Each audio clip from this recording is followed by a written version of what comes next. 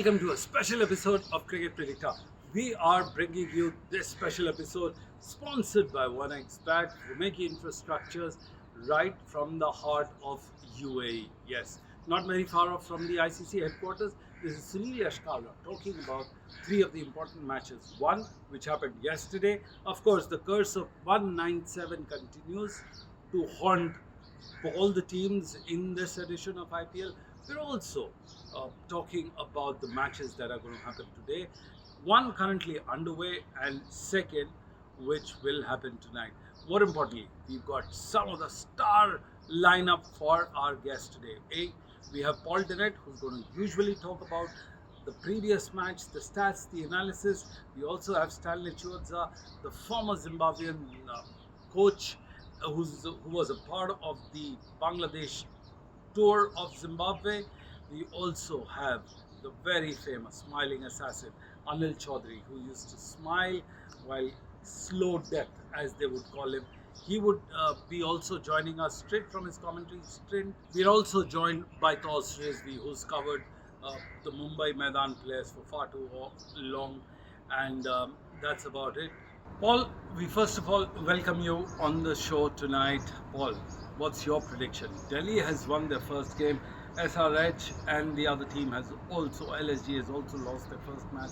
Now, when they play amongst each other, do you think those permutation combination just come into play, where Team A has won, Team B has lost to Team C, but Team C has won against Team A? What do you make of the situation? Just help us understand. Well, what's one of the first things you learn in maths? That if A is greater than B and B is greater than C, then A must be greater than C. It doesn't work in sport, I don't think. Just because Delhi beat LSG and LSG beat SRH, it doesn't follow that Delhi will beat SRH. It's going to be a cracking game in the afternoon. I love the afternoon games. No dew to worry about. I get to watch them at a reasonable hour here in Australia.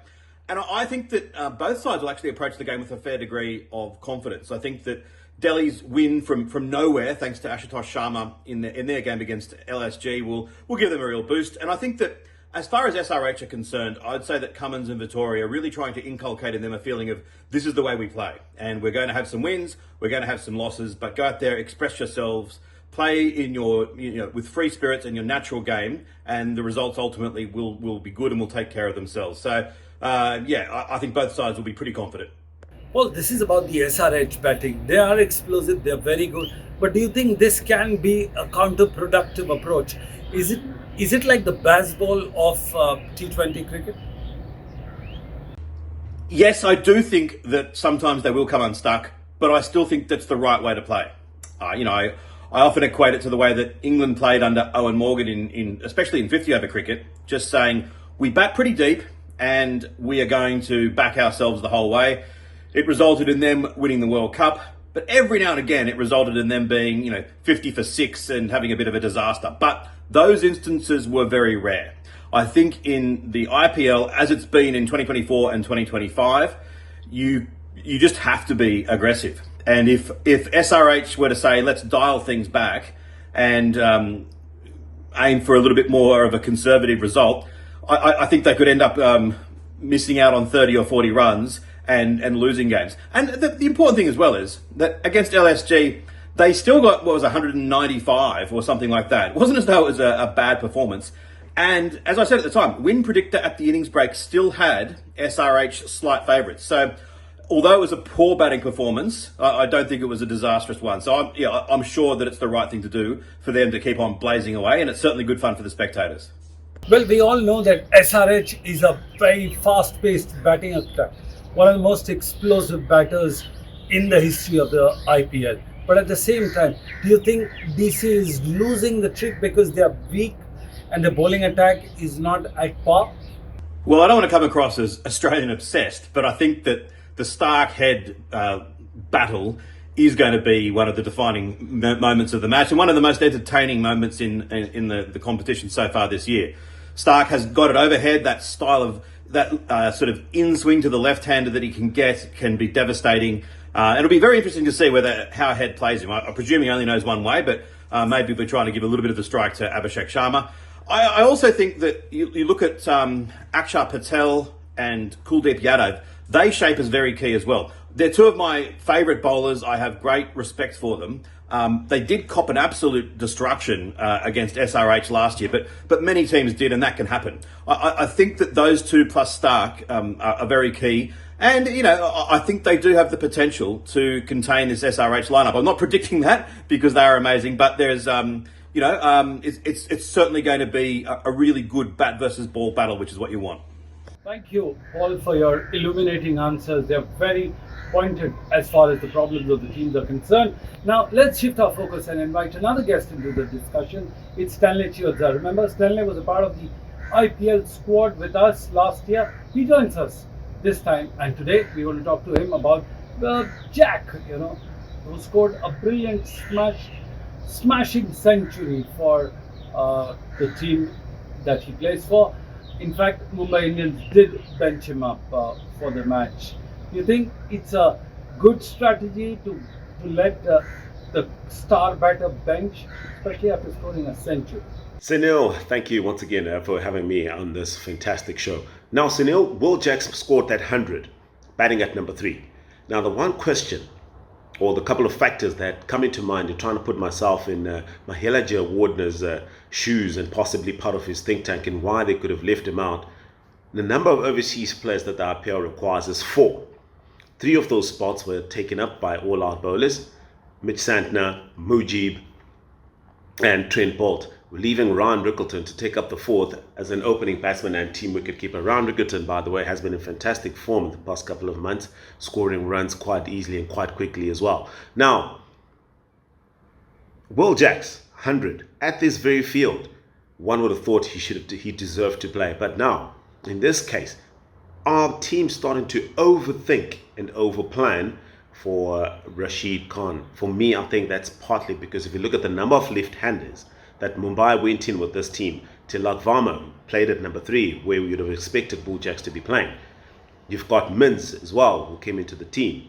So Ryan Rickleton up there as well. So 3 left-hand batsmen, to try and diffuse that spin threat of Rashid Khan and possibly to try and negotiate the left-arm spinner offside. And Sai did very well bowling his 4 overs in a match where Rashid only bowled 2.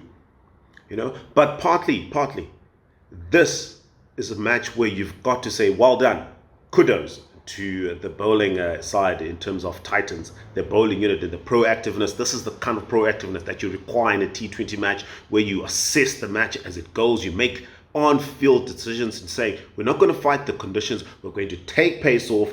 Kagiso Rabada first over 15 runs, and he came back strongly by bowling lots more cutters, and as soon as the cutters came in, Tilak started to struggle, and every batsman thereafter just could not find the rhythm to score.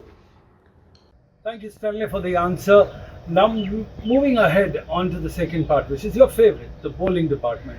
Well, the Pacers have taken 93 wickets, and the spinners at the Visakhapatnam has taken around 50 or 49 wickets precisely. Do you think today is going to be a fast bowler heavy thing, or you're going to rely on the spinners tonight? Visakhapatnam is a batting friendly surface. Now, what gives the seamers the edge over spinners on batting friendly surfaces? The answer for me, Sunil, is quite simple. It's the go-to options that seamers possess over spinners in this day and age. Let me give you a good example of the match that we witnessed yesterday. Kagiso Rabada was quite brilliant for me. His first over going for 15 runs. Why? He was bowling his heavy natural length at pace. This is a bowler who operates generally up and above the 140 click marks. What did he do in his second over? Pace off, but still bowling hard into the wicket, cutter, and plenty of them. And the moment he did that, bowling at an average of 120, it just took the batsmen out of their normal stride, their normal timing. They couldn't play their normal scoring shots as easily. They had to wait, which is what batsmen don't like when you're trying to clear the boundary as often as possible. That is the sort of nature in terms of modus of operation that you need to work with on wickets like Visakhapatnam. And that is why seamers have an edge over spinners. Spinners, they rely on angles, they rely on taking off pace, but in terms of taking off pace, it's subtle change, no more than 10 k's an hour, as opposed to what we saw from Kagiso Rabada from the high 140s to 120s. So That is the key to success. But it has to happen on the field. You've got to have a bowling unit that is assisting the conditions, not trying to fight fire with fire, but trying to adapt to the conditions and do what is necessary to be successful, and importantly, to minimize damage on a batting-friendly surface. Stanley, the match between Delhi and Hyderabad, the team, are supposed to be a very classic contest of high scoring. Do you think somewhere they lack the fielding and the bowling department? And also, now that we've spoken so in great detail about both the teams, do you think that somewhere Hyderabad's previous loss will be lingering in their mind because they are making a comeback? This big team, big run chasers, big scorers, and suddenly they found themselves wanting in the previous game. So now, two teams that have proven the importance of being able to bat deep. So when your top order does not score runs, you still have reserves in the tank to make sure that you get a decent score. 190 is what Sunrisers managed in their last game, even though it was in a losing effort. However, for Delhi Capitals, confidence in the fact that they managed to chase down 209, get into 211. Yes, it was a one-wicket victory over Lucknow Super Giants, but it is a confidence-boosting effort to make sure that they got over the line. So, I think this is a match for me that is even Stevens. These are two batting units that are in good form, two batting units that at any given moment can score big, everything going according to plan. So, to stop everything from going according to plan, the bowling unit come to the fore. This is going to be a competition or a match, pound for pound, bowling unit versus bowling unit. Which bowling unit will use these conditions better than the other? Which bowling unit will minimize the scoring? Because runs will be scored here, that's one thing for sure. But on the other hand, teams have got to guard against complacency. Yes, SRH know what they're capable of, but they've got to take it in their stride. Make sure that they do the job first, as opposed to thinking things can happen naturally. So the win ratio is such that it's 60 towards SRH. However, I think this will be a much closer match than people think. Thank you, Coach Stanley. We are now joined by an international umpire who's led the most number of games in the IPL history in the last 17 years. Yes, we're talking about the man in the news, Anil Chaudhary. Anil, welcome to the show. Today, we want to talk about the certain matchups that will happen. Harshal Patel versus Faf du Plessis. Faf is aging war horse. He's just close to 40. And then you have Harshal Patel, who's got a variety of ball. He's got his action right. He's got his slow bouncers. Do you think this contest is going to be the most keenly watched contest between the bat and ball? It will be an interesting contest between Faf and Harshal Patel, because Harshal Patel is bowling well, and previous game he was dominating. So let's see how it goes, because Harshal Patel has a quality of mixing pace, angle and sudden slow bouncer also, which is his quality. Normally he doesn't swing much, but his angles and mixture of pace can create problem. And Faf was slightly off color. Let's see how this contest goes in this game, and it will be interesting to watch. And we are hoping that Faf should perform this time according to his image. Right. Thank you. Yes, Anil, very valid point you made. Moving on to our next matchup. Of course, this is the man in the news who's come back into the team after a brief hiatus for his personal engagement. We're talking about KL Rahul. He makes a comeback, but at the same time, you've got a matchup with the skipper himself of the Hyderabad team. Yes, Pat Cummins, the World Cup winner skipper, great fast bowler.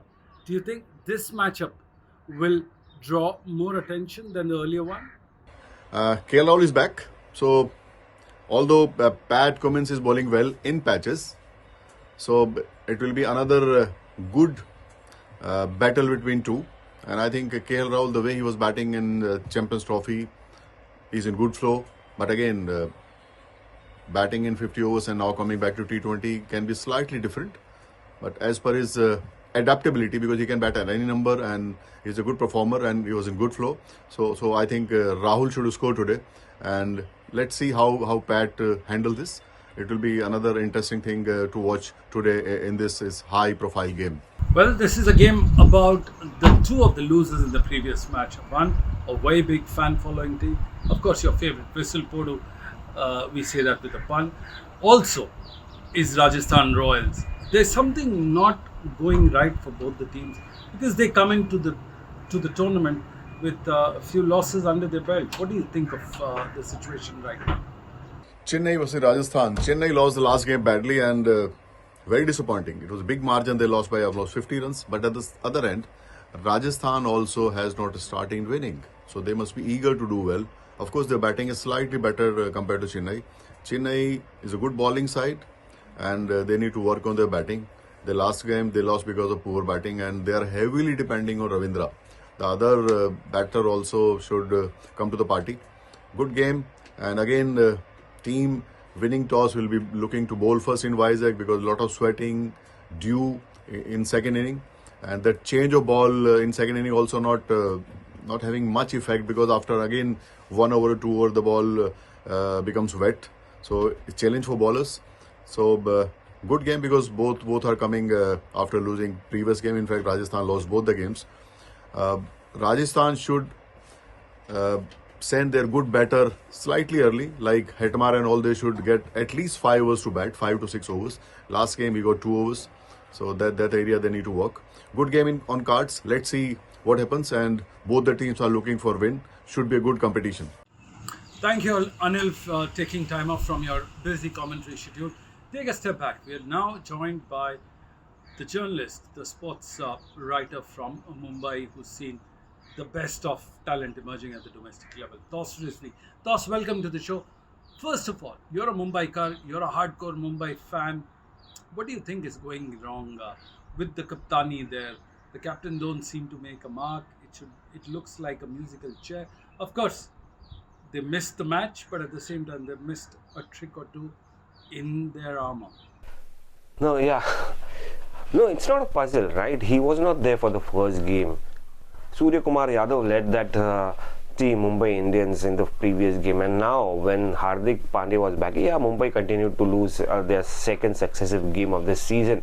I wouldn't say it's still a puzzle because it's still the beginning. It's the early stages of the IPL. Mumbai can bounce back from anywhere because it's a big team. It has a legacy. It has some of the best players. And by the way, you don't have Jasprit Bumrah as well. I mean, somebody who has contributed in a very, very big way. And he's been impactful in the 5 titles that Mumbai Indians have won in the past. But I think we should wait and watch exactly before saying it's still a puzzle. Hardik Pandya has not been able to lead the side because he's done it in the past. He did not have a great season last year, but then he's led the other teams as well. We know the kind of player he is, the impactful player he is. He's an all-rounder. He comes contributes with the bat, then it does very well with the ball. Yeah, I think somewhere or the other the players are not contributing. I mean, it has to start from the top order, right? It has to start from the top order. The middle order has to capitalize on the good starts they get, especially Surya Kumar Yadav. So I think they will get back into the groove. So it's too early to say if it's a puzzle or no, or maybe Mumbai Indians will be out of the tournament. No, it's just a start. And Mumbai, this is not new for Mumbai Indians. They have bounced back in a big way and won titles when having lost successive matches in previous games. So Mumbai are used to it. They'll bounce back sooner than later, I believe. So I think we should wait and watch right now. Yes, right. Thus, do you think it's still early days for team to settle in? Because remember, we are coming in from a mega auction. You have new team, new composition. They haven't had time to gel well, considering that India has won the Champions Trophy and they came down straight here. No celebrations were made even in the Champions Trophy aftermath of the final.